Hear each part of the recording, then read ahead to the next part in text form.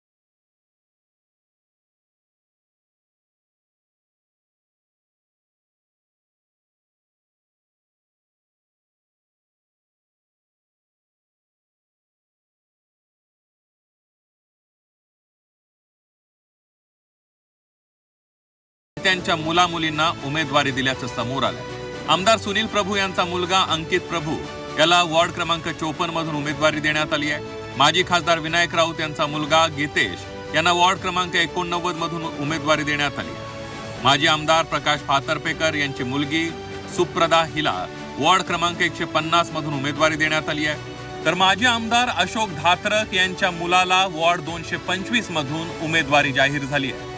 दरम्यान घराणेशाहीच्या आरोपांवर शिवसेना ठाकरे पक्षाचे खासदार संजय राऊत यांनी स्पष्टीकरण दिले। जे लोक पक्षासाठी काम करतात त्यांना तिकीट देण्यात गैर नसल्याचं संजय राऊतांनी म्हटलंय। एवढे उमेदवार जाहीर झालेले आहेत, त्यामध्ये बऱ्याच नेत्यांच्या आमदारांच्या मुलांना देखील दिल्याचं समोर आलेलं आहे। त्यात चुकीचं काही नाही। प्रभूंचा मुलगा अनेक वर्ष युवा सेनेचं काम करतो आहे, तरुणांना संधी द्यायची नाही का? ही घराणेशाही कुठे आहे? आमच्यासारखे लोक असं मानतात की ठीक आहे, कार्यकर्त्यांना संधी मिळायला पाहिजे, पण अनेक आमदारांची जी मुलं आहेत ती अनेक वर्ष युवा सेनेच्या माध्यमातून जर काम करत आहेत, पक्षात महाराष्ट्रात जाऊन काम करत आहेत, मुंबईत नाही, अशा तरुण कार्यकर्त्यांना संधी दिली नाही तर पक्ष पुढे जाणार कसा? ही तरुणांची संघटना जेव्हा मानतो तेव्हा आता आमच्या पिढीनं मागे राहिलं पाहिजे आणि तरुणांना संधी दिली पाहिजे। राजकारणात घराणेशाहीवरून अनेकदा आरोप प्रत्यारोप होत असतात, मात्र मनपा निवडणुकीत जवळपास सर्वच राजकीय पक्षांमध्ये घराणेशाही पाहायला मिळाली आहे। पक्षासाठी निष्ठेनं काम करणाऱ्या अनेकांना उमेदवारी मिळाली नाही, मात्र त्याच वेळी नेत्यांच्या नातेवाईकांची मात्र पूर्ण काळजी घेतली गेली आहे। त्यामुळे घराणेशाहीचा आरोप दुसऱ्यावर करण्याआधी प्रत्येकानंच विचार करणं गरजेचं आहे। ब्युरो रिपोर्ट, झी 24 तास।